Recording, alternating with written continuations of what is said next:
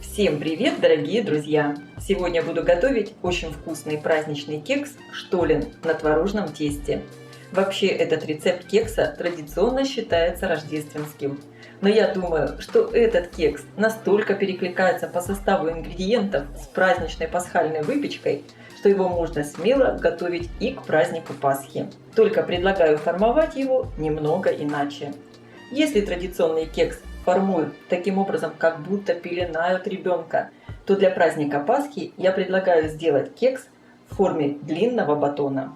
Эта выпечка получается невероятно вкусная и очень ароматная. И чем дольше она выстаивается, тем больше раскрывается вкус. Поэтому рекомендую готовить этот кекс хотя бы за 3-4 дня до праздника, что очень удобно. Если вы никогда не готовили штолен, рекомендую его испечь. Тем более, что сегодня я предлагаю это сделать по невероятно простому рецепту. Начинать приготовление надо с подготовки цукатов и сухофруктов. Обычно я это делаю накануне вечером.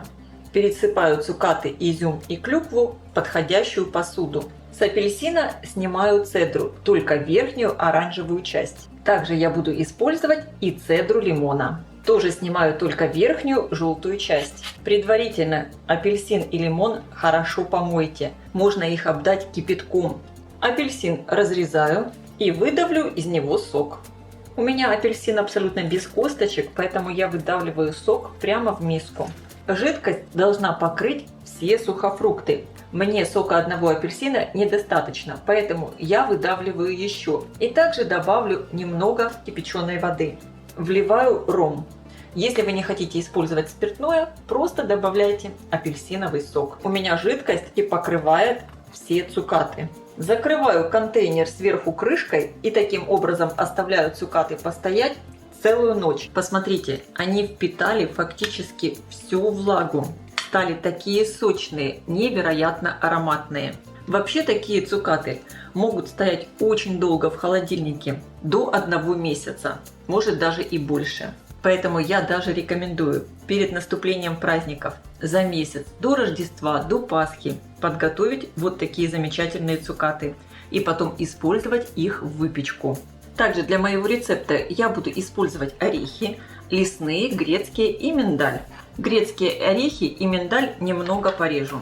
Орехи предварительно я обсушила в духовке при температуре 170 градусов 10 минут. Затем их остудила. Миндаль сильно не измельчаю. Для приготовления теста мне понадобится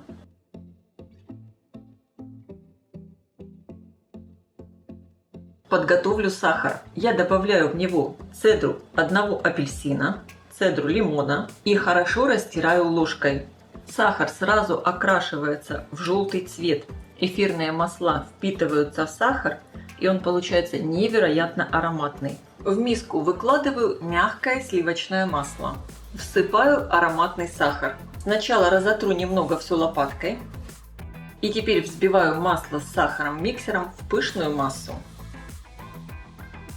Добавляю соль, 2 чайные ложки экстракта ванили. Можно также использовать и ванильный сахар. Тогда добавляйте его вместе с сахаром. И по одному добавляю яйца. Хорошо взбиваю миксером. Для рецепта я использую яйца среднего размера. Вес яйца со скорлупой примерно 65 граммов. Добавляю следующее яйцо. Получилась вот такая воздушная масса. Сахар здесь фактически растворился. Добавляю мягкий творог.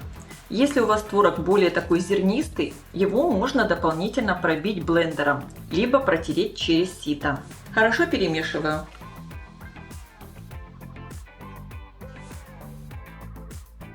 Всыпаю в массу миндальную муку, перемешиваю. Если вы не хотите использовать миндальную муку, можно ее заменить таким же количеством обычной пшеничной муки. Но миндальная мука придаст этому кексу замечательный ореховый вкус. Просеиваю в миску муку и разрыхлитель для теста.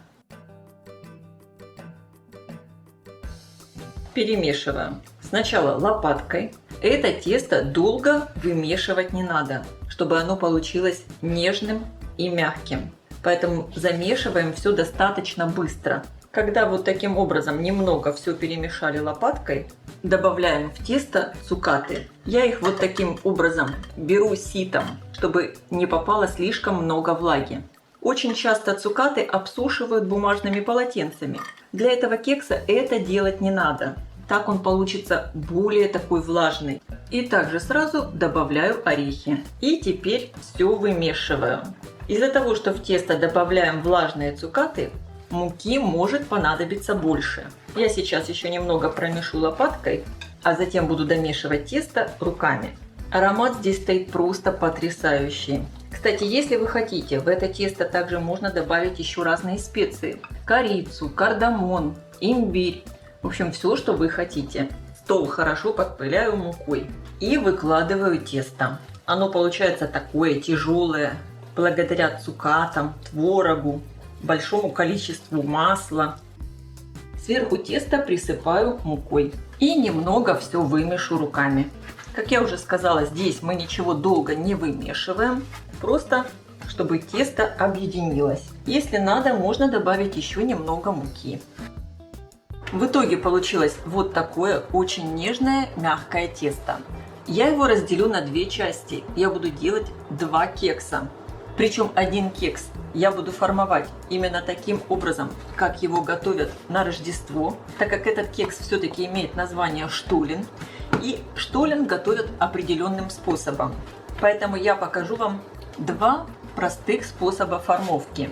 А затем вы уже для себя выбираете сами, к какому празднику вы хотите приготовить этот замечательный кекс и каким образом его сформовать. Тесто я вот таким образом разминаю, слегка присыпаю мукой, придаю ему вот такую овальную форму. Теперь рукой делаю вот такую бороздку, отступив примерно 1/3, и подворачиваю тесто, как бы складывая его. Вот такая форма традиционного кекса штолен для рождественской выпечки. И второй кекс я предлагаю сформовать очень просто, в виде обычного такого батона удлиненной формы. Этот кекс можно приготовить к празднику Пасхи.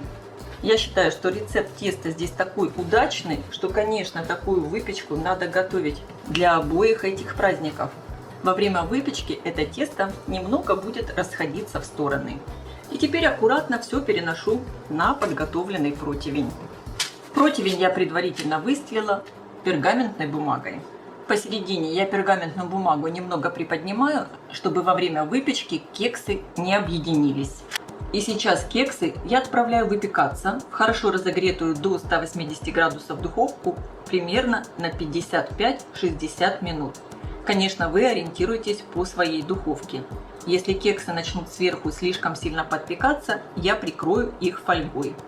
Противень я ставлю на средний уровень, включен верх и низ духовки. Кексы испеклись. И мне очень жаль, что я не могу через экран передать вот этот аромат, который сейчас стоит. Пахнет просто великолепно. Конечно, проверяем готовность кекса. Пекла я их ровно 50 минут.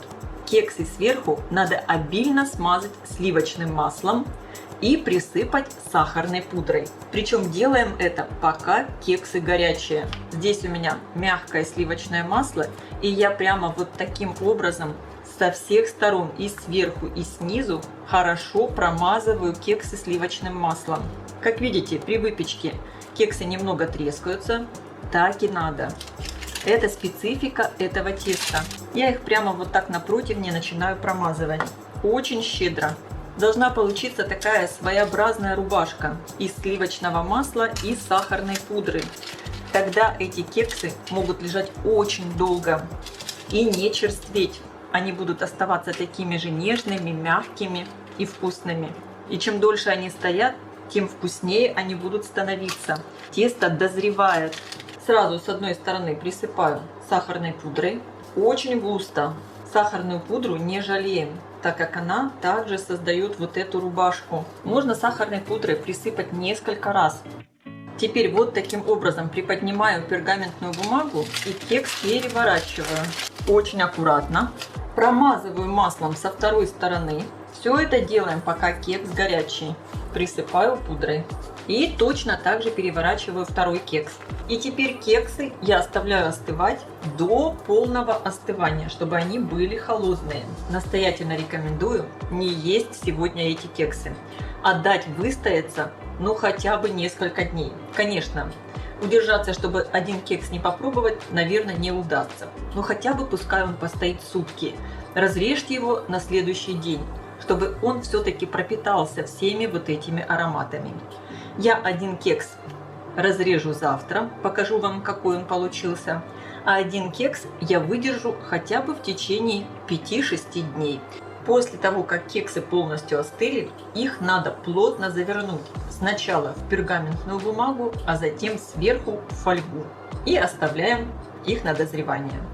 У меня прошли одни сутки, и сейчас я разрежу первый кекс. Посмотрите, сверху сахарная пудра образовала вместе с маслом вот такую как бы корочку. Сейчас сверху кекс я снова присыплю сахарной пудрой, чтобы он смотрелся более эффектно. Кекс получается настолько вкусный и ароматный, что просто передать словами это невозможно. Очень рекомендую его приготовить и попробовать. Тем более, что готовлю его сегодня по очень простому рецепту, без дрожжей. У меня с момента выпечки кекса прошло 6 дней. И сейчас посмотрим, какой он получился именно после истечения этого срока. Он стал более влажный, такой насыщенный. Рекомендую все-таки выдержать кекс в течение 5-6 дней. Тогда он будет просто невероятный. Я желаю всем вкусной и красивой выпечки. Ставьте лайки, пишите ваши комментарии. Делитесь этим новым видео с вашими друзьями в социальных сетях. Подписывайтесь на мой канал Люда Изи Кук Позитивная кухня. Всем пока!